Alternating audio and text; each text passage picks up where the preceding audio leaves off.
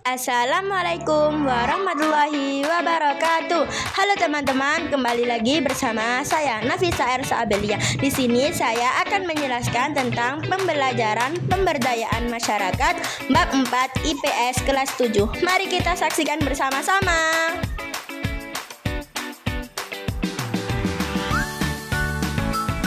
Pada tema sebelumnya, kalian telah mempelajari materi tentang diferensiasi atau keberagaman atas ras, etnis, agama, dan gender.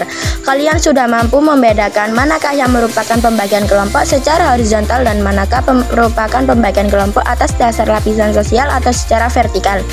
Keduanya berbeda dan memiliki peranan dalam kelangsungan hidup dan proses sosialisasi dalam masyarakat. Pada tema ini, kalian akan mempelajari keberagaman budaya yang biasa juga disebut dengan akulturasi.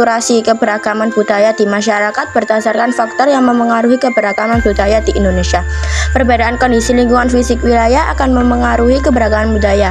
Adanya seorang tokoh yang dianggap berpengaruh terhadap suatu wilayah melahirkan kesepakatan antar warga dalam mengikuti kebiasaan tokoh tersebut dan menghasilkan budaya yang berbeda pula di masing-masing wilayah di Indonesia. Keragaman sosial budaya di masyarakat. Pernahkah kalian melihat atau melakukan kegiatan terkait budaya di sekitar tempat tinggal kalian? Karakteristik dari suatu kelompok masyarakat tempat kalian tinggal dan berinteraksi adalah bagian dari budaya. Seperti halnya konsep masyarakat, pengertian budaya banyak digunakan dalam sosiologi dan ilmu sosial lainnya. Budaya merupakan salah satu sifat paling khas dari perilaku sosial manusia.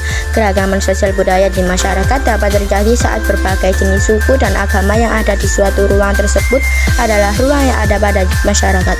Beberapa elemen budaya, terutama keyakinan dan harapan, merupakan komponen dari semua hubungan sosial. Harapan dapat berupa harapan orang tentang satu sama lain atau dapat pula tentang dunia tempat mereka tinggal. Jadi, budaya mengacu pada cara hidup anggota individu atau kelompok dalam masyarakat. Cara berpakaian, adat istiadat dalam upacara pernikahan, jenis mata pencarian, hingga tata upacara keagamaan.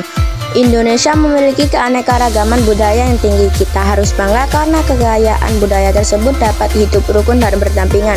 Konsep keragaman budaya juga mencakup barang-barang yang dihasilkan oleh kelompok kebudayaan tersebut seperti busur dan anak panah, alat bajak sawah, kitab hukum, adat, dan alat musik. Terdapat beberapa faktor yang memengaruhi keragaman budaya yang akan dijabarkan dalam penjelasan berikut. Pengaruh faktor geografis yang memengaruhi keragaman budaya. 1. Pengaruh isolasi geografis terhadap keragaman budaya. 2. Pengaruh iklim terhadap keragaman budaya. 3. Pengaruh letak geografis terhadap keragaman budaya.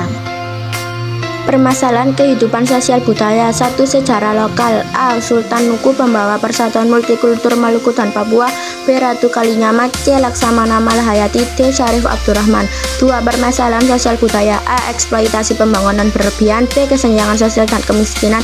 C. Kesetaraan gender. Dan D. Kenakalan remaja. 3. Pemberdayaan masyarakat. Uang, pendapatan, tabungan, investasi, dan literasi keuangan.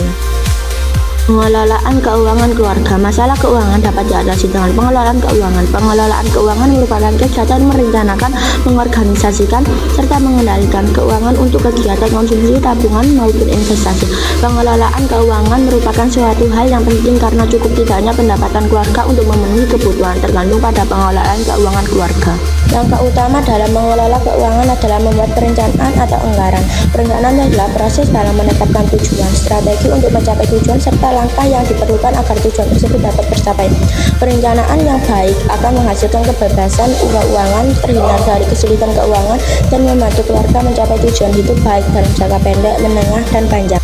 Perencanaan berfungsi untuk menekan risiko hal-hal yang tidak diinginkan pada masa mendatang. Misalnya ketika terjadi bencana, seorang yang memiliki perencanaan baik pasti memiliki dana darurat dan dapat digunakan ketika terjadi bencana yang datang tiba-tiba. Anggaran disusun oleh rumah tangga dengan membuat daftar pendapatan dan pengeluaran. Pengeluaran yang disusun harus lebih kecil dari pendapatan seseorang.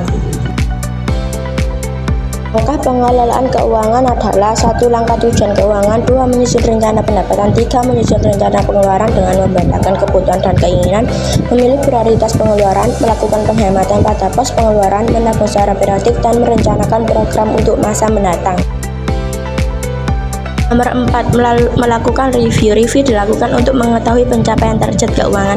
Review keuangan dapat dilakukan secara periodik disesuaikan dengan target waktu yang ingin dicapai. Adapun model tersebut antara lain sistem amplop, sistem buku kas harian, dan sistem kas keluarga.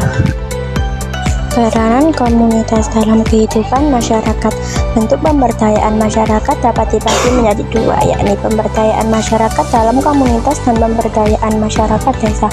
Pemberdayaan masyarakat dalam komunitas dapat berupa memberikan pelatih keterampilan dalam membuat makanan pendamping ASI atau MPASI, berupa puding labu siam untuk balita dalam komunitas ibu-ibu posyandu.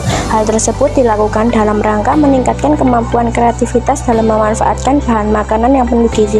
Kegiatan pemenuhan gizi seimbang penting dilakukan karena anak adalah generasi penerus masa depan. Pemberdayaan masyarakat desa dapat dilakukan dengan memberikan wawasan mengenai kewirausahaan di dalam rumah. Tujuannya untuk meningkatkan potensi ekonomi dalam lingkungan rumah. Kegiatan wirausaha dapat berupa budidaya tanaman hias seperti bunga anggrek. Komunitas dapat terbentuk di antara mereka yang memiliki kesamaan hobi. Komunitas sering berperan dalam melakukan perubahan atau meningkatkan kesadaran masyarakat terhadap suatu isu atau fenomena. Komunitas juga dapat berperan penting dalam kegiatan pembangunan, tidak hanya pembangunan secara umum, tetapi juga komunitas cenderung memiliki pengaruh dalam pembangunan berkelanjutan.